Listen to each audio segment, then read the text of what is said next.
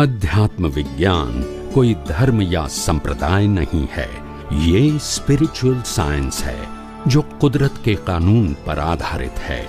ये विज्ञान पूरे ब्रह्मांड के सभी रहस्यों को उजागर करता है और जीवन के सभी पहलुओं को समझने के लिए एक नई दृष्टि देता है।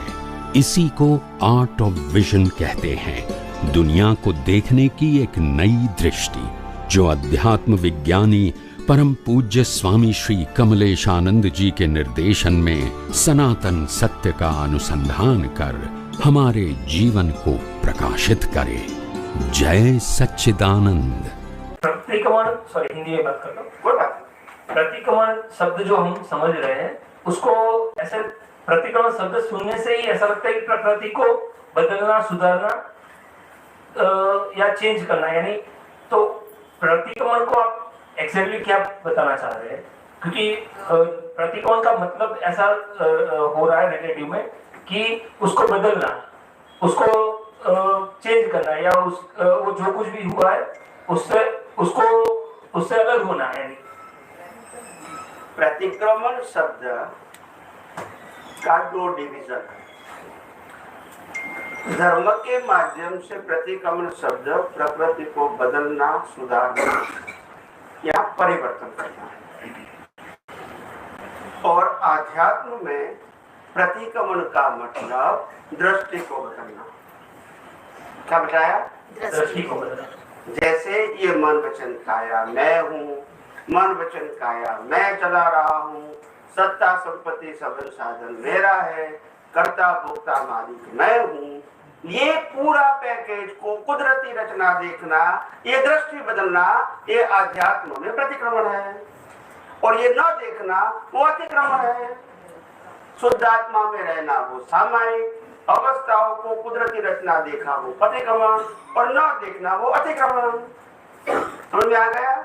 आध्यात्म में दृष्टि को बदलना वो सामायिक प्रतिक्रमण है, और दृष्टि को न बदलना ये अतिक्रमण है। बस। पर प्रकृति को बदलना वो प्रतिक्रमण व्यवहार के अंदर, वो धार्मिक प्रतिक्रमण है। हाँ, क्योंकि हमको नया लाइफ ऐसा चाहिए, ऐसा नहीं चाहिए। तो सब्जेक्ट लाइफ वो प्रतिक्रमण धार्मिक प्रतिक्रमण है।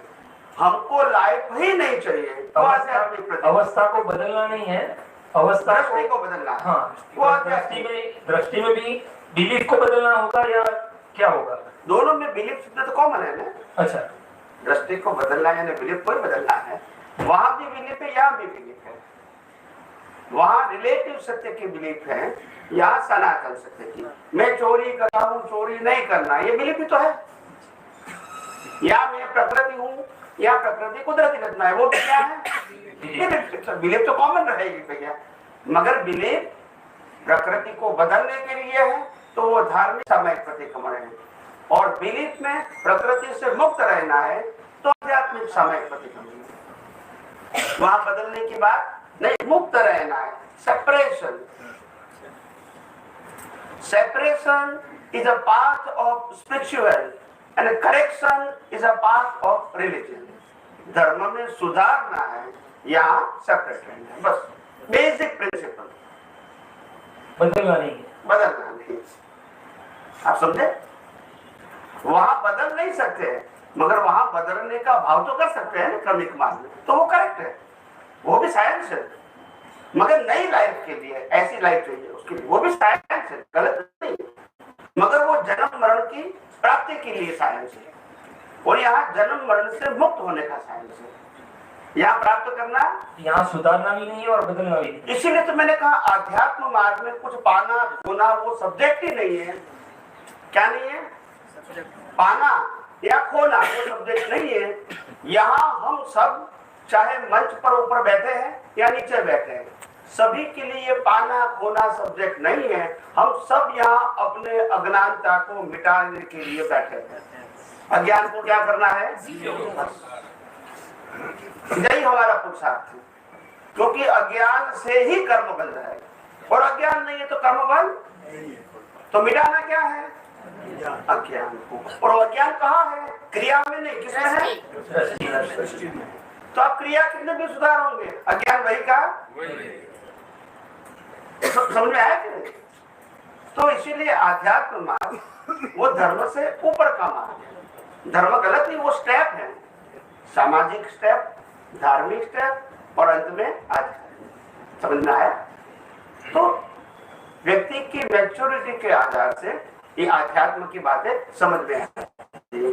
वो सबको समझ में नहीं आती है, उसका समय भी उसका अभी ड्यू नहीं हुआ है। और इसीलिए हम किसी को कहेंगे, सुनते हैं अच्छी बात है, समझते हैं अच्छी बात है, नहीं समझते तो आपको समझना कि ये गलत नहीं है, उनकी अभी मैच्योरिटी नहीं, उसका समय नहीं हुआ अभी कि वो समझने की क्षमता रखें, क्योंकि वो इतने कवर हो गए, कवर समझते हैं ना, इतने आवरण से कवर हो गए, वो उसको ब्रेक करके बाहर नहीं निकल सकते। तो इसको जबरदस्ती करने की जरूरत भी, मैं तो इतना मानता हूं कि आध्यात्म विषय, आध्यात्म विज्ञान का विषय जो कलयुग के लिए बड़े बड़े महापुरुषों के लिए प्रेजेंट करने में वो सफल नहीं हुए। हालांकि वो उदय कर्म था, क्षमता का प्रश्न नहीं था, और कुदरत ने मेरे को संजोग दिया। तो आज लाखों लोग आज आध्यात्म विज्ञान के बारे में सोच रहे हैं, समझ रहे हैं और उपयोग करके अनुभव करने का प्रयास कर रहे हैं, और संजोगों के अधीन दूसरे को शेयर करने का भी प्रयास कर रहे हैं। तो it is well and good. और भारतवर्ष में पहली बार ऐसा विज्ञान मिला है जिनका मालिक ही कुदरत है, बोलते नहीं है। बाकी तो अभी तक तुमने व्यक्ति का ही ज्ञान सुना होगा। ये डोंगर चार्ज नहीं घूमता है 2-3 बार, नहीं डोंगर चालू है मगर चार्ज नहीं है तो बंद हो जाएगा ना, चार्जिंग चालू है 2-3 बार वो घूमता है। तो आपको समझ में आया? भारतवर्ष में कलयुग में पहली बार रामकृष्ण महावीर थे, तब तो कोई मालिक नहीं थे। सबने ये कहा कि हमने जो सनातन सत्य अनुभव किया वही हमको बांट रहे हैं, मगर बाद में कलयुग में लोग मालिक बन गए धर्म के, और मालिक के आधार से प्रेजेंट किया, और ये भी रिस्ट्रिक्शन लगा दिया कि तुम धर्म की बात नहीं कर सकते, अधर्म की बात कर सकते हैं, बोलते नहीं है, निंदा कुचली कर सकते हैं, परमिशन की जरूरत नहीं है, धर्म की बात नहीं कर सकते, परमिशन की जरूरत है। ये कलयुग है। और हमने कहा आध्यात्म की बात सब कर सकते हैं, क्योंकि कुदरत की बात है, कोई व्यक्ति की बात नहीं है। तो ये भारतवर्ष में, ये कलयुग में पहली बार प्रेजेंट हुआ। कोई व्यक्ति बात नहीं प्रेजेंट करेंगे, सबको रिजर्व चाहिए, मेरा है। और मैंने कहा कि आध्यात्म के मार्ग में व्यक्ति विशेष का कोई स्थान नहीं है, यानी व्यक्ति का विज्ञान है, ये बोलने का अधिकार किसी को नहीं है। व्यक्ति के माध्यम से मिला है। क्या मिला है? माध्यम से। माध्यम हो सकते हैं, मालिक नहीं हो सकते, और माध्यम का हम विनय विवेक करते हैं, मगर माध्यम कभी मालिक नहीं कर सकते। मालिक बन गया तो रिलेटिव सत्य हो गया, व्यक्ति विशेष हो गया। तो ये बात जो भारतवर्ष में उजागर होनी चाहिए थी वो अभी तक